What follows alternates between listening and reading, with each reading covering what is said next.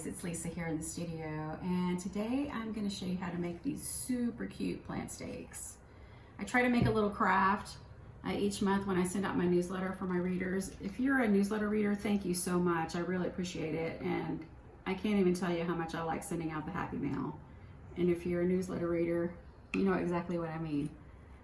I get a kick out of that. So today's craft is super easy. If you can cut out a figure, then you can do this craft.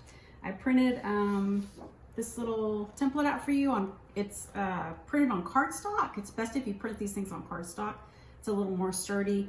This is work that have been in other pieces of mine that I made. I just took them out and copied them onto here, and then I flipped the image so they fit back to back real nicely.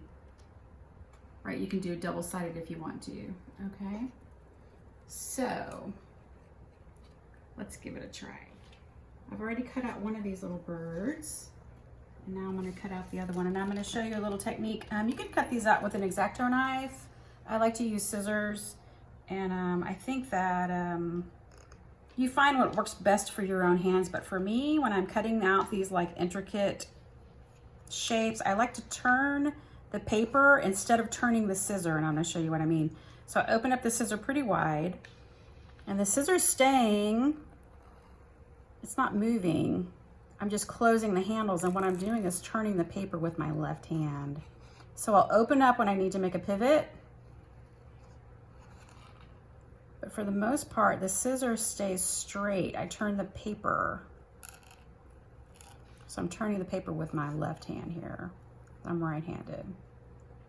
Okay, when I get to a pivot, I open up the blades and pivot it with my left hand. So that's what works best for my hands. You're gonna figure out what, you know, if you haven't already, what works best for you.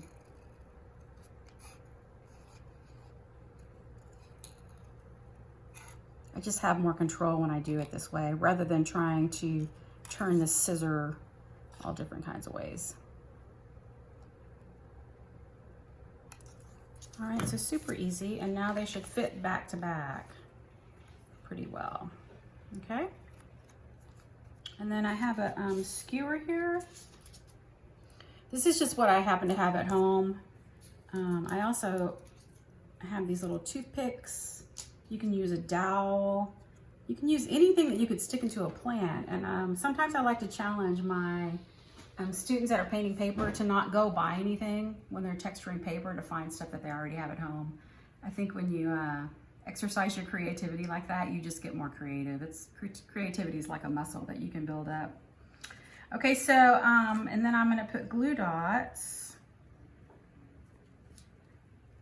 on my skewer. And you could use hot glue for this too, or maybe even a glue stick. Or regular glue, but these little glue dots make it really fast. Put my little bird on there.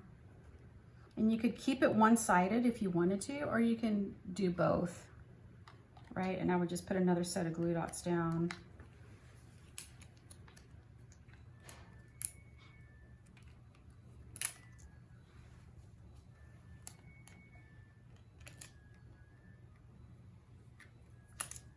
So sticky, and line them up before I pressed it down.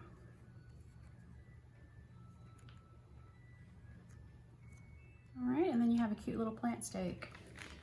I think you could also use these to make bookmarks maybe, or mobiles. Just use your imagination. These templates are super cute to work with, really, really easy. Waiting for spring, that's what I'm doing here in Texas. Waiting for spring. Thanks for watching. See you next time. Happy creating.